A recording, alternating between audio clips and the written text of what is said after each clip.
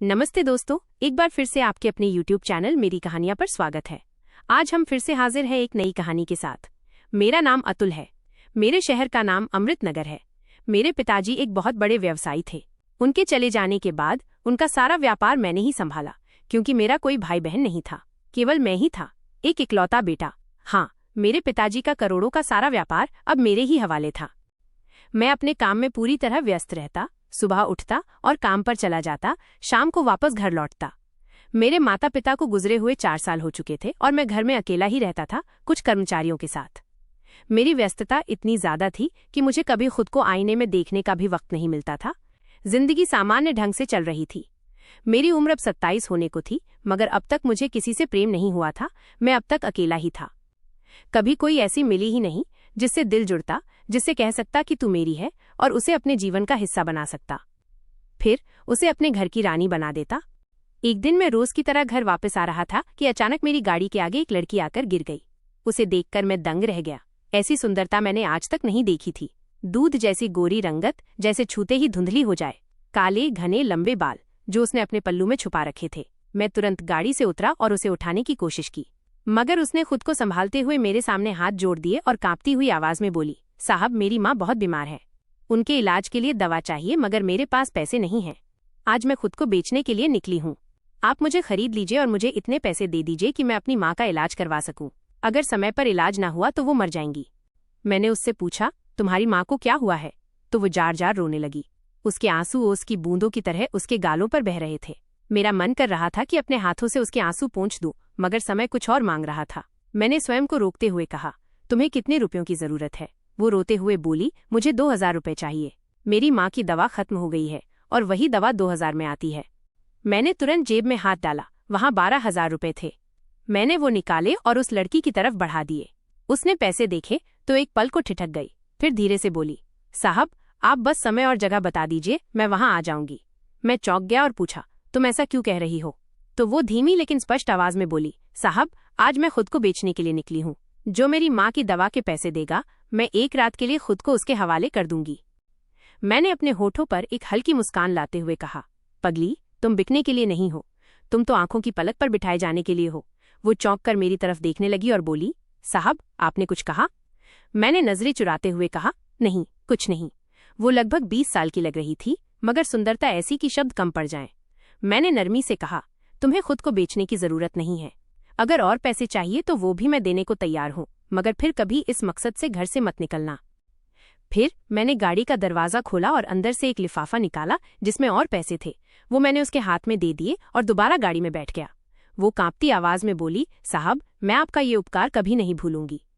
अगर कभी मौका मिला तो अपनी जान देकर भी आपका ये कर्ज चुकाऊंगी। मैं उसकी तरफ देखकर हल्की सी मुस्कान के साथ अपनी गाड़ी में बैठ गया और लगभग आधे घंटे की दूरी तय कर अपने घर पहुंच गया। मगर वो लड़की मेरे मन और होश में पूरी तरह बस चुकी थी। मैं उसके ख्याल में इतना खो गया था कि मुझे ये भी याद नहीं रहा कि मैंने रात का खाना खाया भी है या नहीं। रात को करवटें बदलते हुए मैं बस उसी के बारे में सोचता रहा। वो कितनी सुंदर थी और कितनी मजबूर। मेरी आंखों के सामने बार बार वही दृश्य आता रहा जब उसके गालों पर आंसू बह रहे थे और वो मुझसे दवा के पैसे मांग रही थी। शायद मैं खुद से मानने को तैयार नहीं था, मगर मुझे लगने लगा था कि मैं उस लड़की पर मोहित हो चुका हूँ। पूरी रात मेरी नींद उड़ गई थी। बस वही चेहरा, वही आंखें मेरे मन में छपी रह गईं।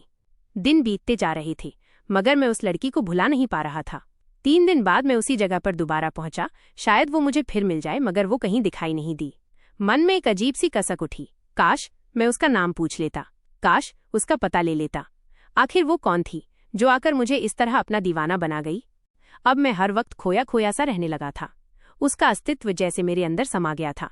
मेरा मन अब कहीं भी नहीं लगता था, न काम धंधे में, न लोगों की भीड़ में। सब कुछ जैसे अर्थहीन हो गया था।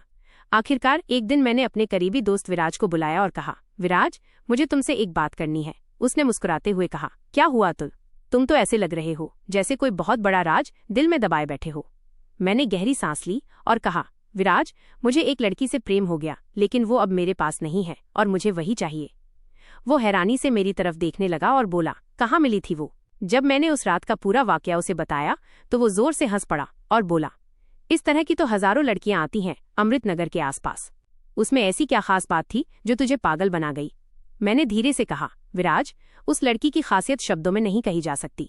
उसका बोलने का ढंग, होठों की हल्की कांपती हुई थरथराहट, झुकी हुई नजरें, दूध सी सफेद रंगत, सब कुछ मेरे दिल पर जैसे छप गया हो। विराज ने फिर हंसते हुए कहा, तो आखिरकार अतुल को भी किसी लड़की से दिल लग ही गया। चलो, मैं कोशिश करता हूं कि वो लड़की फिर से मिल जाए। उसका नाम या पता पूछ लेते, मैंने उदासी से कहा। सच है, मैंने नहीं पूछा, लेकिन तुम तो मेरे दोस्त हो, अगर तुम ये भी ना कर सको तो तुम्हारे होने का क्या फायदा। विराज फिर से जोर से हंसा और बोला, चिंता मत कर अतुल, देखते हैं क्या कर सकते हैं। इतना कहकर वो घर से बाहर चला गया। मैं खिड़की के पास जाकर शीशे से बाहर देखने लगा। शायद दिल फिर वही दृश्य देखना चाहता था जब वो लड़की मेरे सामने आई थी। लगभग 1 महीना बीत गया था, लेकिन वो लड़की मुझे एक पल को भी नहीं भूली थी। विराज ने बहुत कोशिश की, हर जगह पता किया, लेकिन वो लड़की तो जैसे गायब हो गई थी। ऐसा लगता था जैसे जमीन ने निगल लिया या आसमान ने छुपा लिया। वो कौन थी, कहाँ से आई थी, क्यों आई थी, और मुझे इस हाल में छोड़कर क्यों चली गई? ये सवाल मेरे दिल दिमाग को हर वक्त जकड़े रहते थे। जब विराज भी उसका पता नहीं लगा पाया तो मैं एकदम पागलों की तरह गलियों में भटकने लगा। मेरी हालत ऐसी हो गई थी कि न दिन को चैन था, न रात को नींद। काम धंधे पर भी इसका गहरा असर पड़ा। मैं अपनी पूरी एकाग्रता खो चुका था।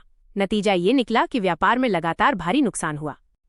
एक दिन विराज ने मुझे समझाते हुए कहा, शादी कर लो, शायद तुम्हारा ध्यान बटे और तुम उसे भूल सको। लेकिन मैं उसे भूलना नहीं चाहता था। वो तो अब मेरे दिल का हिस्सा बन चुकी थी। फिर भी दोस्त के जोर देने पर और घर के नौकरों के सुझाव पर मेरे लिए एक लड़की देखी गई और मैंने उससे विवाह कर लिया। समय बीतता गया। 7 साल गुजर चुके थे। मैं 2 बच्चों का पिता बन चुका था, लेकिन वो लड़की, वो कभी भी मेरे दिल से नहीं निकली। वो हर पल मेरे अंदर जिंदा रही। व्यापार में लगातार घाटा होता गया और मेरी हालत बद से बदतर होती गई, जैसे मेरी आत्मा मेरे शरीर से निकलकर कहीं और कैद हो गई हो। आखिरकार मैंने शराब पीना शुरू कर दिया, शांति पाने के लिए, लेकिन सुकून कहाँ मिलना था। मैं एकदम बेसुध और बेमकसद जिंदगी जीने लगा। मेरी पत्नी और बच्चे बहुत परेशान रहते थे। विराज मुझे रोज समझाता, थक जाता, लेकिन मेरी समझ से हर बात बाहर थी। मेरी बस एक ही दिली ख्वाहिश रह गई थी कि वो लड़की एक बार फिर सामने आ जाए, बस एक बार एक मुलाकात। लेकिन शायद वो मुमकिन नहीं था। मेरी हालत और बिगड़ती गई और मैं किडनी की बीमारी का शिकार हो गया। जिंदगी अब बोझ बन चुकी थी और उस बोझ के नीचे मैं धीरे धीरे दबता जा रहा था। मेरी दोनों किडनियां काम करना बंद कर चुकी थीं। शरीर कमजोर और निढाल हो गया था। सारा व्यापार अब मेरी पत्नी के कंधों पर था और मैं अस्पताल के बिस्तर पर पड़ा अपनी सांसें गिन रहा था। उस दिन की तकलीफ कुछ अलग ही थी। ऐसा लग रहा था जैसे शरीर का हर कतरा किसी ने जकड़ रखा हो। हर सांस एक सजा बन चुकी थी। मुझे लग रहा था कि जैसे इस दर्द के खत्म होते ही मेरी आखिरी सांस आ जाएगी। दर्द की तीव्रता से मेरी आंखें बोझिल होने लगीं। नर्सों ने डॉक्टर को बुलाया और मेरी अधखुली पलकों पर एक छवि उभरी। मैंने बड़ी मुश्किल से पलकों को उठाया और दिल की धड़कन जैसे थम गई। वो वही थी, वही चेहरा, वही आंखें, वही लड़की जो मेरे दिल पर गहराई से अंकित थी, कभी मिटी ही नहीं थी। लेकिन अब वो सफेद कोट में डॉक्टर बनकर मेरे सामने खड़ी थी। वो धीरे धीरे मेरी ओर बढ़ी। जैसे ही पास आई, मुझे ऐसा महसूस हुआ जैसे किसी ने मेरे दर्द को बांध दिया हो, पीड़ा जैसे रुक गई हो। मैं कांपती हुई आवाज में बोला, तुम वही हो ना? वो हल्के से मुस्कुराई और आंखें झुकाकर बोली, हाँ, मैं वही हूँ। मेरे शरीर में जैसे फिर से जीवन लौट आया। मैं उसे बस देखता रह गया। वो बोली, उस दिन आपने मुझे जिंदगी दी थी और आज मैं आपको जिंदगी देने आई हूँ। दर्द की एक लहर मेरे शरीर में दौड़ गई और मैं आधा बेहोश सा हो गया। उस लड़की ने मेरा हाथ पकड़ लिया और दिलासा देने लगी, आप ठीक हैं, आपको कुछ नहीं होगा। मेरी निगाहें बस उसके चेहरे पर टिकी थीं, जो धीरे धीरे बंद हो रही थीं, लेकिन मैं चाहता था कि मेरी आंखें उसी को देखते देखते बंद हों। मुझे लग रहा था जैसे जान मेरे शरीर से निकल रही हो। उसने जल्दी से एक इंजेक्शन लगाया और मैं गहरी नींद में सो गया। एक दिन बाद मेरी आंख खुली तो मुझे होश आ चुका था और मैंने वही चेहरा फिर से देखा। ऐसा लग रहा था जैसे मैं कोई सपना देख रहा हूँ। उसने मुझे दवा दी और कहा, आपका मुझ पर बहुत बड़ा उपकार है। अगर मुझे अपनी जान देकर भी ये उपकार चुकाना पड़े तो मैं चुकाऊंगी, और मैं चाहती हूँ कि आप बिल्कुल ठीक हो जाएं। इस प्रक्रिया में आप मेरा साथ देंगे? मैंने उसका हाथ थाम लिया और कहा, हाँ, क्यों नहीं। बस तुम मुझे ठीक कर दो। मैं जिंदगी भर तुम्हारा ये उपकार नहीं भूलूंगा। मुझसे ये दर्द सहा नहीं जाता। उसने कहा, चिंता मत करो, अगर भगवान की कृपा हुई तो मैं आपको ठीक करने में सफल हो जाऊंगी। उस लड़की ने मेरा इलाज शुरू कर दिया और मैं तो जैसे उसे देखते देखते ही अच्छा होने लगा। मेरी पत्नी भी बहुत खुश थी कि मेरी हालत में सुधार आने लगा था। पिछले 6 महीने से मैं अस्पताल में भर्ती था, लेकिन मेरे शरीर में कोई खास बदलाव नहीं आया था। लेकिन उसके आने के बाद जैसे सब कुछ बदल गया हो। मैं रोज बरोज ठीक होने लगा था। लगभग 3 महीने के लगातार इलाज के बाद मैं पूरी तरह ठीक हो चुका था। मेरे गुर्दे फिर से काम करने लगे थे। अब तो शैली मेरी अच्छी दोस्त बन गई थी। वो मेरी बहुत देखभाल करती थी और हर पल मेरा हौसला बढ़ाती थी। अब मैं पूरी तरह स्वस्थ हो चुका था तो एक दिन मैंने डॉक्टर से पूछा, तुम्हारा नाम क्या है? उस रात के बाद तो मैं तुम्हारा दीवाना हो गया था। तुम तो ऐसे गायब हो गई थी जैसे जमीन निगल गई हो या आसमान ने छुपा लिया हो। वो हल्की सी मुस्कुराई और बोली, मैं 3 महीने से तुम्हारा इलाज कर रही हूँ और तुम्हें मेरा नाम ही नहीं मालूम। उसकी मुस्कान दिल को छू जाने वाली थी। मैंने कहा, तुम जानती हो, तुम्हारी वजह से मुझे एक नई जिंदगी मिली है। वो धीरे से बोली, ये मेरी वजह से नहीं बल्कि भगवान की कृपा है और तुम मेरे लिए आदरणीय हो। तुम्हारा उपकार था मुझ पर जिसे मैंने चुकाया है और शायद अभी भी बाकी है। मैंने कहा, तुम मुझे बताओ, उस दिन तुम इतना रो रही थी कि अपनी माँ की दवा के लिए भी पैसे नहीं थे, फिर तुम डॉक्टर कैसे बन गई? वो धीरे से बोली, ये सब तुम्हारा उपकार था हम पर। उस दिन घर जाकर मैंने अपनी माँ की दवा ले ली थी। मैंने वो लिफाफा नहीं खोला था जो तुमने मुझे दिया था। मेरी माँ उन दवाओं से कुछ बेहतर नहीं हुई थी। मैंने वो दवा दी और वो लिफाफा जाकर घर की अलमारी में रख दिया। कुछ दिन बाद जब दोबारा पैसों की जरूरत पड़ी तो मैंने वो लिफाफा खोला। उसमें बहुत सारे पैसे थे। मैं मुस्कुरा दिया और कहा, तुम्हें याद है, वो लिफाफा देते हुए मैंने कहा था, ये तब खोलना जब तुम्हें दोबारा जरूरत पड़े और खुद को कभी बेचने के लिए मत निकलना। वो मुस्कुराकर बोली, हाँ साहब, मुझे याद है। तो मैंने हंसते हुए कहा, पगली, अब तो मुझे साहब मत कहो, अब तो मैं तुम्हारा मरीज बन चुका हूँ। ये सुनकर उसने एक जोरदार हंसी लगाई। वो एक चुलबुली और शौक सी लगती थी, लेकिन स्वभाव में गंभीरता भी थी। मैंने कहा, फिर क्या हुआ? वो बोली, उसके बाद मैंने वो लिफाफा अलमारी में रख दिया। दोबारा जब माँ की तबीयत बिगड़ी तो हम उन्हें अस्पताल ले गए और मुझे पैसों की जरूरत पड़ी। मैंने वो लिफाफा खोला। उसमें अब भी बहुत सारे पैसे थे। उनमें से कुछ पैसे मैंने अस्पताल में जमा करवा दिए और लगातार इलाज के बाद माँ बिल्कुल ठीक हो गई। इसके बाद हम दूसरे शहर चले गए और वहाँ मेरा छात्रवृत्ति पर मेडिकल कॉलेज में दाखिला हो गया और मैंने डॉक्टर बनने की पढ़ाई शुरू कर दी। 5 साल बाद मैं डॉक्टर बन गई और फिर सरकारी नौकरी भी लग गई। हम वहीं रहने लगे। मेरी माँ अब पूरी तरह स्वस्थ है और हम सब हंसी खुशी जीवन बिता रहे हैं। वो बड़े सुकून से कह रही थी। मैं उसे देखता रहा। दिल चाह रहा था पूछूं कि क्या उसने शादी कर ली है या अब तक अकेली है, मगर हिम्मत ही नहीं हो रही थी। वो कभी 20 साल की मासूम सी मजबूर लड़की थी और आज एक सम्मानित डॉक्टर बन चुकी थी। उस दिन और आज में बहुत फर्क था। बस इसी वजह से मैंने ये सवाल अपने दिल में ही दबा लिया और मुस्कुराकर कहा, तुमने मुझे अपना नाम फिर भी नहीं बताया। वो फिर मुस्कुराई और अपनी जेब से नाम की प्लेट निकालकर मेरी तरफ बढ़ा दी और बोली, मेरा नाम डॉक्टर शैली है। हम अभी बातें कर ही रहे थे कि मेरी पत्नी और बच्चे आ गए।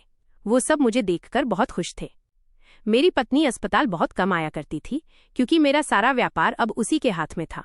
मैं तो अपनी बीमारी और इस अजीब प्रेम में सब कुछ लुटा बैठा था। मेरा दोस्त विराज भी आ गया क्योंकि आज मुझे अस्पताल से छुट्टी दी जा रही थी। इतने में यूं ही सब करते हुए वो डॉक्टर अपने कमरे से बाहर चली गई। मैंने विराज से धीरे से कहा, ये वही लड़की है जिसके बारे में मैंने तुम्हें बताया था। विराज ने हंसते हुए कहा, क्या किस्मत है भाई, जिससे बीमारी मिली उसी ने इलाज भी कर दिया, जिस पर दिल आया उसी ने जीने की वजह दे दी। मैंने कहा, अब शायरी मत शुरू कर और जल्दी मुझे घर ले चल। मुझे यहाँ बहुत बोरियत हो रही है, मैं थक चुका हूँ। 1 साल होने को आया और मैं इन्हीं दीवारों के बीच कैद रहा हूँ। अब तो ये दीवारें मुझे काटने को दौड़ती हैं। उसने मेरे कंधे पर थपकी दी और कहा, अब तो तुम ठीक होकर जा रहे हो, फिर चिंता किस बात की। मुझे गाड़ी में बैठाया गया और मैं घर आ गया। घर पूरा सजा हुआ था। मेरा बड़े जोर शोर से स्वागत किया गया। सबके चेहरों पर खुशी थी। मैं बेहद खुश था। शैली और मेरी पत्नी की आपस में अच्छी दोस्ती हो गई थी। मैं अब खुद भी खुश रहने लगा था। करीब 1 महीने के आराम के बाद मैं पहली बार फिर से अपने ऑफिस जा रहा था। दिल ही दिल में बहुत खुश था कि आखिरकार अपनी पुरानी जिंदगी की ओर लौट रहा हूँ। अचानक रास्ते में एक गाड़ी आकर हमारी गाड़ी के सामने रुक गई। वो जगह वहीं थी जहां बरसों पहले मुझे शैली मिली थी। मैंने गाड़ी से उतरने का इरादा किया, मगर राहुल ने मुझे रोका और कहा, साहब आप बैठिए, मैं देखता हूँ। इतने में एक लड़की तेजी से दूसरी गाड़ी से उतरी और गुस्से में बोली, आपको नजर नहीं आता किस तरह गाड़ी चला रही हैं? फिर जैसे ही उसकी नजर मुझ पर पड़ी वो रुक सी गई और बोली, अरे साहब, ये आपकी गाड़ी थी? मैंने हैरान होकर कहा, क्या हुआ?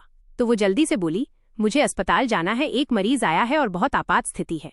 आपकी गाड़ी के सामने गाड़ी टकरा गई तो मैं घबरा गई और गुस्से में आ गई थी। मैंने नरमी से कहा, कोई बात नहीं, अगर आप चाहें तो हम भी उसी ओर जा रहे हैं, आपको अस्पताल छोड़ देते हैं। उसने जल्दी से हाँ में सिर हिलाया और कहा, हाँ ठीक है। मेरी गाड़ी अचानक बंद हो गई है। वो मेरे साथ वाली सीट पर आकर बैठ गई थी। उसकी नजदीकी मुझे एक अजीब सा सुकून दे रही थी। वो रास्ता ऐसा लग रहा था जैसे कभी खत्म ही ना हो। मैं बेहद खुश था। आज मैंने उसे अस्पताल में छोड़ा और खुद दफ्तर आ गया, मगर सारा दिन बस उसी के ख्याल में डूबा रहा। मेरी अब एक पत्नी थी, मेरे बच्चे थे, मगर वो मेरी पहली मोहब्बत थी। वो मोहब्बत जो कभी दिल से मिटी ही नहीं थी। आज वो मेरे साथ बैठी थी जैसे बरसों की तमन्ना पूरी हो गई हो। मैंने बेकरारी में अपने दोस्त विराज को फोन किया और कहा, तुम फौरन मेरे ऑफिस आओ, मुझे तुमसे एक बहुत जरूरी बात करनी है। वो बोला, ठीक है, मैं 30 मिनट में पहुंचता हूं। वो 30 मिनट मुझे यूं लग रहे थे जैसे 30 साल हो। आखिरकार वो आया तो मैंने बिना भूमिका के कहा, विराज, मैं शैली से शादी करना चाहता हूं। वो चौंक कर बोला, तुम्हारा दिमाग ठीक है? तुम बीवी बच्चों वाले हो। तुम्हारी एक पत्नी है जो बरसों से तुम्हारे साथ है, तुम्हारे 2 बच्चे हैं, और तुम ऐसे कैसे कह सकते हो? मैंने सख्त लहजे में कहा, मुझे कुछ नहीं सोचना, मुझे कुछ नहीं समझना, बस इतना जानता हूं कि मुझे इस लड़की से शादी करनी है। विराज ने मुझसे कहा, पहले तुम भाभी से बात करो, अगर वो इजाजत देती है तो ठीक है, इसमें कोई हर्ज नहीं। और सबसे पहले तुम शैली से भी बात करो, कहीं उसकी जिंदगी में कोई और तो नहीं। विराज बोला, लगता तो नहीं है, लेकिन फिर भी तुम एक बार उससे खुद बात कर लो। मैंने कहा, हाँ, ये ठीक है, और तय किया कि जल्द ही मैं उससे खुलकर बात करूंगा। उस दिन मैं जल्दी दफ्तर से निपटकर घर गया तो देखा शैली घर में ही मौजूद थी। उसके हाथ में कुछ फूल और कुछ खाने पीने की चीजें थीं। वो मेरी पत्नी से बात कर रही थी और हंसी खुशी बैठक में बैठी थी। इतने में मैं भी अंदर आया तो दोनों की निगाहें मेरी तरफ उठीं। मैंने मुस्कुराकर कहा, गुड इवनिंग डॉक्टर साहिबा। तो वो तुरंत बोली, साहब, आपकी तबीयत अब कैसी है? मैंने हल्की सी मुस्कान के साथ कहा, महोदया, मेरा नाम साहब नहीं है, मेरा नाम अतुल है, और आप मुझे अतुल कह सकती हैं। मेरी पत्नी ने मेरे हाथ से बैग ले लिया और हम ड्राइंग रूम में बैठ गए। नौकरों से चाय लाने को कहा तो वो चाय ले आए। हमने शाम की चाय एक साथ ही पी। मैं लगातार शैली को ही देखता रहा। ये बात मेरी पत्नी ने तुरंत महसूस कर ली। जब शैली घर से चली गई तो मैं आराम करने के लिए कमरे में आ गया। कुछ ही देर बाद मेरी पत्नी मेरे पास आई और गुस्से में बोली, आप डॉक्टर को ऐसे देख रहे थे जैसे पता नहीं आपका उससे क्या रिश्ता है। मुझे तो कभी उन नजरों से नहीं देखा। मुझसे तो आप बस एक औपचारिक रिश्ता ही निभा रहे हैं। मैंने कहा, ऐसी कोई बात नहीं है, और करवट बदलकर सो गया। मेरी पत्नी नाराज सी लग रही थी। सुबह जब मैं उठा तो वो मुंह लटकाए नाश्ते की मेज पर बैठी थी। मैंने कहा, अब तुम्हें क्या हुआ है? तो वो तेज लहजे में बोली, आप सच सच बताइए, आप और शैली के बीच क्या रिश्ता है? मैंने गहरी सांस लेकर कहा, देखो, हमारे बीच ऐसा कोई रिश्ता नहीं है सिवाय अपनापन के और प्रेम के।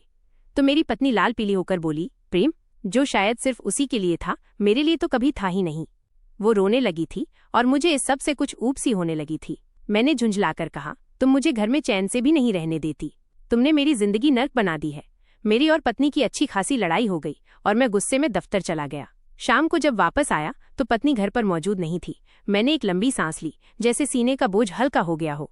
ना जाने क्यों पत्नी की मौजूदगी में वो सुकून नहीं मिलता था जो दिल चाहता था। शायद ये दिल का जुड़ाव ना होने की वजह से था।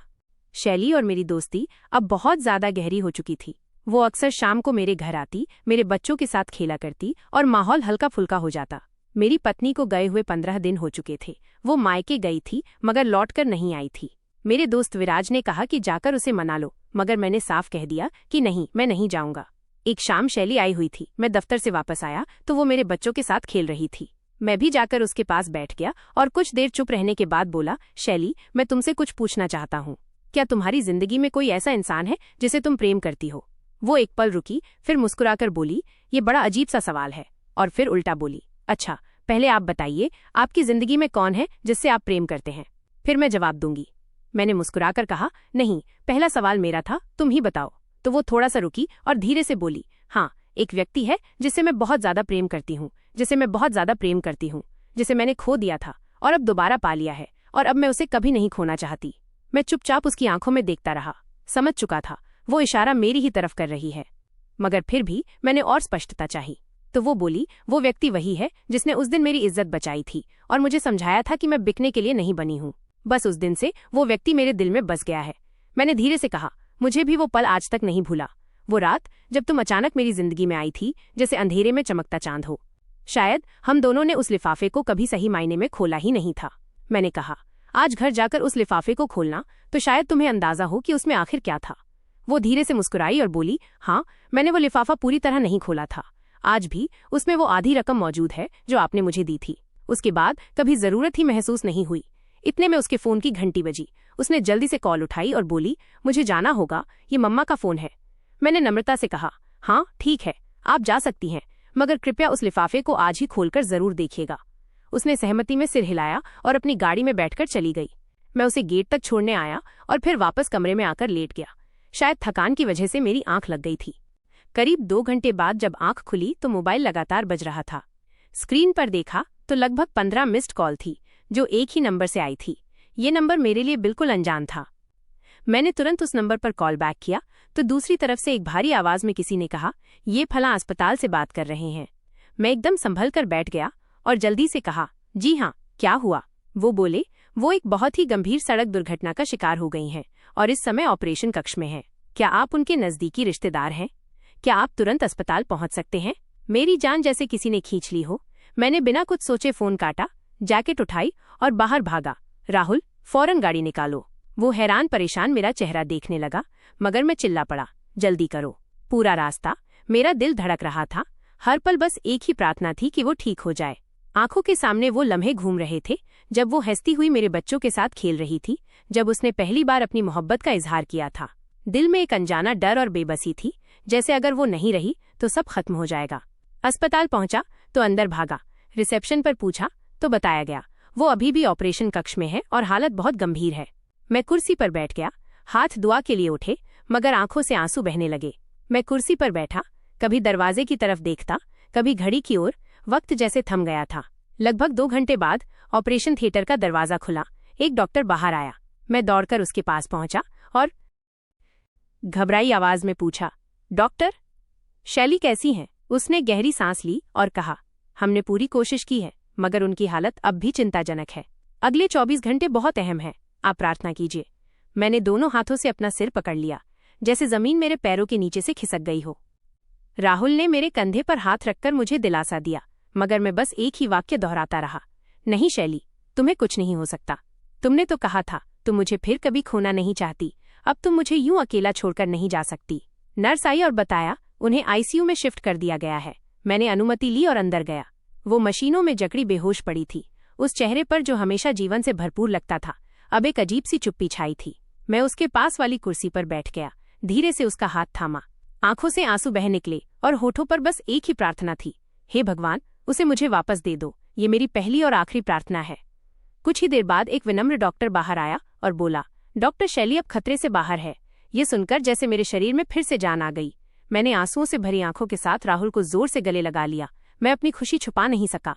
मैंने अस्पताल में कई दिन गुजारे, हर पल शैली की सेवा में लगा रहा। वो धीरे धीरे स्वस्थ होती गई और आखिरकार पूरी तरह ठीक हो गई। इसी दौरान मेरी पत्नी भी वापस घर लौट आई थी। मैंने एक रात हिम्मत करके उससे खुलकर बात की। मैंने कहा, देखो, मैं तुम्हें अब और धोखे में नहीं रखना चाहता। सच्चाई ये है कि मैं शैली से विवाह करना चाहता हूँ। उसके बिना मेरा जीना मुमकिन नहीं। मैंने उसे बरसों इंतजार किया है। हमारी शादी न तुम्हारी पसंद की थी, न मेरी, बल्कि महज एक जरूरत थी। मैंने तुम्हें इज्जत दी, तुम्हारा साथ निभाया, मगर अब मेरा जीवन का निर्णय यही है कि मैं शैली को अपना जीवन साथी बनाऊं, और मैं चाहता हूं कि तुम शांति से मुझे इस विवाह की अनुमति दो। मैंने साहस के साथ अपनी बात कह दी, मगर इसका नतीजा वैसा नहीं था जैसा मैंने सोचा था। मेरी पत्नी ने मेरी बात सुनी और बिना कुछ बोले कमरे से चली गई। कुछ दिन बाद उसने मुझे तलाक के कागज भिजवा दिए। मेरी बीमारी के दौरान वो मेरे दस्तखतों से सारी संपत्ति अपने नाम कर चुकी थी और अब उसने मुझे धक्के मारकर घर से निकाल दिया। वो घर जिसे कभी मैंने बनाया था, आज मेरे लिए पराया हो चुका था। मैं दर दर भटकने लगा। मैं कहाँ जाता, किसके पास जाता? शैली के पास जाने की हिम्मत भी नहीं थी। इतना बड़ा व्यापारी आज भिखारी जैसी हालत में था। एक कंबल ओढ़कर सड़क के किनारे जा बैठा। मेरे पास न खाने को कुछ था, न रहने की कोई जगह। तलाक के फैसले के साथ उसने अदालत के जरिए मुझसे मेरी हर चीज छीन ली, यहाँ तक कि वो कलम भी जो मैं हमेशा जेब में रखता था। सब कुछ अब उसकी मिल्कियत बन चुका था। मेरे बच्चे भी उसने मुझसे छीन लिए थे। मुझे अंदाजा नहीं था कि उस पर भरोसा करने का अंजाम इतना भयानक होगा। शैली से मेरा संपर्क भी पूरी तरह टूट चुका था। 1 साल बीत गया। मेरी दाढ़ी बढ़ चुकी थी। कमजोरी और भूख ने मुझे दोबारा बीमार कर दिया था। अब सड़क ही मेरा घर था और फुटपाथ मेरा बिस्तर। कभी मजदूरी मिल जाती तो कर लेता, वरना दिन मांग तांग कर गुजरता और रात फुटपाथ पर लेटकर सो जाता। 1 साल की दरबदर की जिंदगी ने मुझे अंदर तक तोड़ दिया था। वही इंसान जो कभी करोड़ों का मालिक था, आज चुपचाप फुटपाथ पर बैठा रहता था। लोग गुजरते तो कभी तरस भरी नजरों से देखते तो कभी घृणा से, और मैं अपनी आंखें झुका लेता था। भूख ने मेरे शरीर को हड्डियों का ढांचा बना दिया था। कपड़े गंदे और फटे हाल थे, जैसे कोई पुरानी चादर हो, और सांसें भी अब बोझ लगने लगी थीं। एक दिन शाम के वक्त बारिश होने लगी। मैं एक टूटी हुई छत के नीचे सिमट कर बैठ गया था कि तभी एक कार आकर रुकी। मैंने सिर उठाया तो एक जानी पहचानी सी शक्ल दिखी। मैं पहचानने की कोशिश कर ही रहा था कि वो पास आई और झुककर बोली, अतुल, ये तुम हो? वो शैली थी। मैं अक रह गया। आंखों में आंसू आ गए। मैं कुछ बोल नहीं सका। वो मेरे सामने घुटनों के बल बैठ गई और बोली, ये क्या हाल बना लिया है तुमने? मैंने टूटी हुई आवाज में कहा, क्या करता शैली, सबने छोड़ दिया, सब कुछ छीन लिया, अब बस यही बचा हूं। मेरी आवाज कांप रही थी, शैली की आंखें भी भीग गईं। उसने तुरंत अपने ड्राइवर को आवाज दी, इन्हें गाड़ी में बैठाओ, और मुझे सहारा देकर गाड़ी में बिठा दिया। मैं लगातार रो रहा था और वो बार बार कह रही थी, अब तुम अकेले नहीं हो अतुल, मैं हूं ना। गाड़ी एक भव्य बंगले के सामने रुकी, वो मुझे अंदर ले गई। नौकर दौड़कर आए और मेरे लिए साफ कपड़े और खाना लाए। शैली मेरे सामने बैठी थी और धीरे से बोली, अतुल, अब तुम मेरी जिम्मेदारी हो। जैसे तुमने सालों पहले मेरा हाथ थामा था, अब मेरी बारी है तुम्हें संभालने की। शैली मुझे सहारा देकर एक बड़े हॉल में ले गई, जहां उसकी माँ भी मौजूद थी। वो मेरे पास आई और बोली, बेटी ये कौन है? शैली ने कहा, माँ, ये वही हैं जिन्होंने सालों पहले हमारी जान बचाई थी, जिनकी बदौलत आज मैं यहाँ तक पहुंची हूँ। मैं इन्हें छोड़ने वाली नहीं हूँ। मैंने धीरे से कहा, माताजी, मैं वही बदनसीब इंसान हूँ जिससे उसकी गलती ने सब कुछ छीन लिया। शैली की माँ ने, माँ, ये वही हैं जिन्होंने सालों पहले हमारी जान बचाई थी, जिनकी बदौलत आज मैं यहाँ तक पहुंची हूँ। मैं इन्हें छोड़ने वाली नहीं हूँ। मैंने धीरे से कहा, माताजी, मैं वही बदनसीब इंसान हूँ जिससे उसकी गलती ने सब कुछ छीन लिया। शैली की माँ ने मेरे सिर पर हाथ रखा और कहा, बेटा, बदनसीबी वो नहीं होती जो इंसान को तोड़ दे, बल्कि वो होती है जो उसे उठने न दे। तुम अभी जिंदा हो, इसका मतलब है भगवान ने तुम्हारे लिए कुछ सोच रखा है। शैली ने नौकर से कहा, इनके लिए खाना लाओ। मैं कुर्सी पर बैठ गया। शैली की माँ मेरे पास ही बैठ गई और कहने लगी, बेटा, ये घर तुम्हारा है, जब तक सांसें हैं तुम अकेले नहीं हो। मैंने शैली को देखा।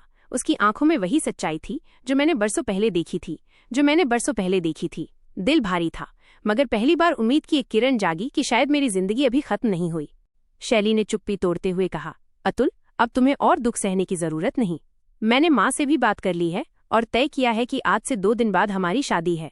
मैं चौंक कर उसे देखने लगा, मेरी जुबान जैसे बंद हो गई थी। मैंने कहा, शैली, ये सब इतनी जल्दी कैसे मुमकिन है? तो वो मुस्कुराकर बोली, जब दिल का फैसला पक्का हो तो देर क्यों करनी? तुमने बरसों मेरा साथ दिया, अब मैं तुम्हें जिंदगी भर का सहारा देना चाहती हूँ। मैंने नजरें झुका ली और दिल के भीतर एक अजीब सा सुकून उतरने लगा, बरसों की भटकन जैसे अब थम गई हो। मैंने कहा, अगर ये तुम्हारा फैसला है तो मैं इसे अपनी जिंदगी की सबसे बड़ी खुशी मानता हूँ।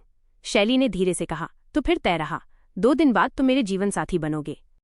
रात को जब शैली अपनी ड्यूटी से वापस आई तो उसने कहा, अतुल, जल्दी से तैयार हो जाओ, हमें बाजार जाना है। मैंने हैरानी से पूछा, बाजार क्यों? तो वो मुस्कुराकर बोली, तुम्हें अभी भी समझ नहीं आ रहा? 2 दिन बाद हमारी शादी है और मुझे तुम्हारे लिए सब कुछ लेना है। वो मुझे बाजार ले गई और मेरे लिए बहुत सारे नए कपड़े खरीदे, जिसमें हमारे विवाह का जोड़ा भी था। मैं हर पल जैसे किसी सपने में था। यकीन ही नहीं हो रहा था कि इतने बरसों बाद मैं ये दिन देख रहा हूँ। वो 2 दिन मेरे लिए 2 सालों के बराबर थे। हर पल बेचैनी और खुशी का मिला जुला एहसास था। समय बीता और शादी का दिन आ गया।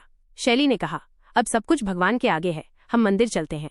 हम दोनों मंदिर गए और वहां पंडित जी के सामने सारी रस्में पूरी हुई और मैंने शैली से शादी कर ली। बरसों की प्यास बुझ गई थी, जैसे मेरा खोया हुआ सब कुछ मुझे फिर से मिल गया हो। मुझे मेरी मोहब्बत मिल चुकी थी, बरसों की अधूरी ख्वाहिश अब पूरी हो चुकी थी। शैली सिर्फ मेरी पत्नी नहीं, बल्कि मेरी जिंदगी की नई शुरुआत थी।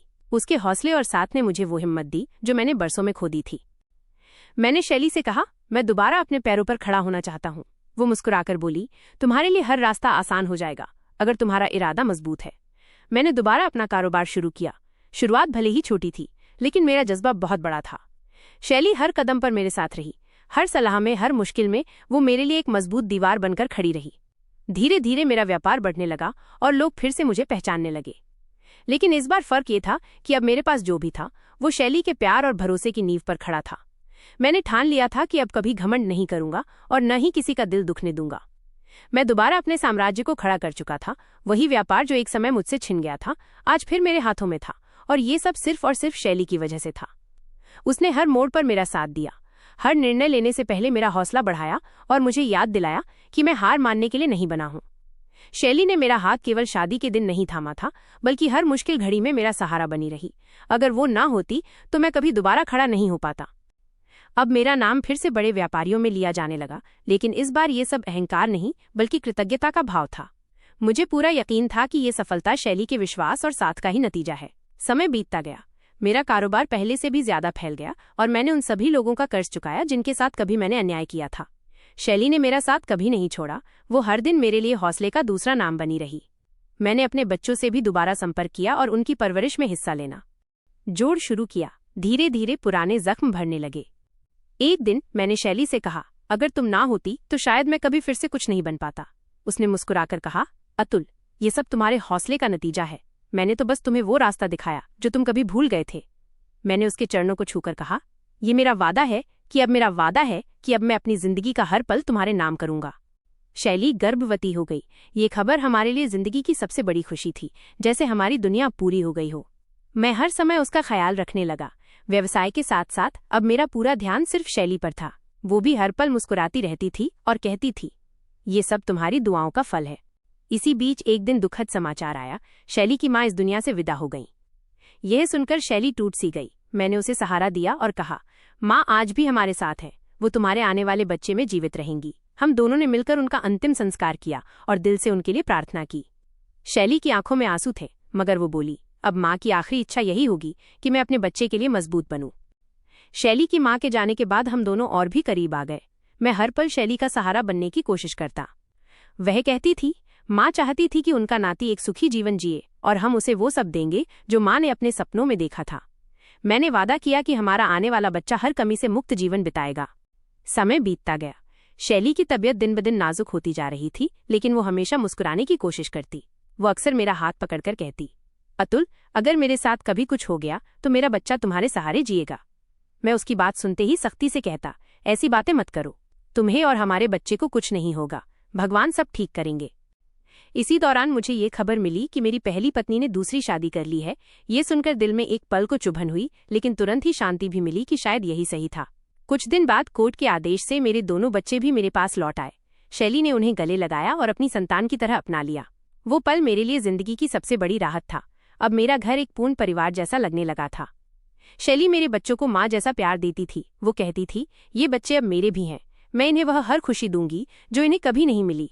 हम दोनों ने मिलकर एक नई जिंदगी शुरू की और आने वाले बच्चे के साथ साथ पुराने घाव भी भरने लगे। समय बीतता गया और आखिरकार वो दिन भी आया जब शैली ने हमारे पहले बच्चे को जन्म दिया। घर खुशियों से भर गया।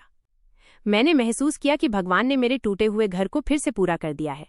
शैली के प्यार और बलिदानों का फल हमें उस मासूम मुस्कान के रूप में मिला। कुछ साल बाद शैली के यहाँ दूसरा बच्चा भी हुआ। अब हमारा घर हर समय हंसी खुशी से गूंज रहता था। मेरी पहली पत्नी के बच्चे भी शैली के साथ ऐसे घुल मिल गए थे जैसे सभी एक ही माँ बाप की ममता में पल रहे हों। मैं अक्सर शैली से कहता, तुमने केवल मुझे नहीं बल्कि मेरी पूरी जिंदगी को बचाया है। और वो हंसकर कहती, हम दोनों ने मिलकर अपनी किस्मत बदली है। मेरी पहली पत्नी ने जो संपत्ति मुझसे छीनी थी वो सब बर्बाद हो चुकी थी। उसकी पूरी पूंजी खत्म हो गई थी, जबकि मैंने हार नहीं मानी और शैली के साथ मिलकर कई व्यापार शुरू किए जो कुछ ही समय में सफलता की ऊंचाइयों तक पहुंच गए। अब मैं खरबपति बन चुका था। हमारे कई घर थे और हम दुनिया के अलग अलग देशों में आते जाते रहते थे। मैं अक्सर सोचता था कि ये सब केवल शैली की बदौलत संभव हो पाया, जिसने हर मोड़ पर मेरा हौसला बढ़ाया और मेरा साथ दिया। मैं जानता था कि मेरी पहली शादी में कभी सच्चा प्यार पनप ही नहीं पाया था। मेरी पहली पत्नी ने कभी मेरे दिल में अपने लिए जगह बनाने की कोशिश ही नहीं की थी, इसलिए शायद मैं उससे दूर हो गया था। और फिर किस्मत ने मुझे शैली जैसा हमसफर दिया, जिसने मेरी अधूरी जिंदगी को पूरा कर दिया। समय बीतता गया और हमने ये तय किया कि अपने व्यापार और बच्चों की अच्छी पढ़ाई के लिए हम लंदन शिफ्ट हो जाएं। इस तरह हमने सब कुछ समेटा और लंदन आ गए। यहाँ आकर जिंदगी एक नई दिशा में चल पड़ी। बच्चे बड़े हो चुके थे, उच्च शिक्षा ले रहे थे और अपने जीवन में आगे बढ़ रहे थे। सब कुछ पूरी तरह बदल चुका था। वो दिन जब मैं फुटपाथ पर एक कंबल ओढ़कर बैठा था और ये दिन जब मैं अपने परिवार के साथ एक सुखी और शांत जीवन बिता रहा था, दोनों याद आते तो दिल कृतज्ञता से भर जाता। शैली अब भी मेरी सबसे बड़ी ताकत थी और मैं जानता था कि ये सब उसके विश्वास और प्यार का ही फल था।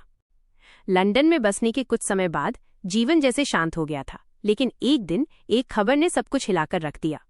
मेरे वकील ने मुझे एक फाइल दी और कहा कि आपके व्यापार के कुछ पुराने दस्तावेजों में बड़ी गड़बड़ी मिली है। मैंने हैरानी से फाइल खोली तो पता चला कि मेरी पहली पत्नी ने मुझसे तलाक लेते समय केवल संपत्ति ही नहीं ली थी, बल्कि मेरे व्यापार के कुछ हिस्से भी गैर कानूनी तरीके से अपने नाम करवाए थे, और ये सब एक बड़े गिरोह के साथ मिलकर किया गया था। जांच आगे बढ़ी तो पता चला कि उस गिरोह का एक मुख्य सदस्य वही व्यक्ति था जिससे उसने दूसरी शादी की थी। इस खुलासे ने मेरा खून खौला दिया, लेकिन सबसे बड़ा झटका तब लगा जब पता चला कि वो व्यक्ति कई वर्षों से मेरे व्यापार को नुकसान पहुंचाने की कोशिश कर रहा था, और इसके लिए उसने मेरे पुराने एक कर्मचारी को भी खरीद लिया था।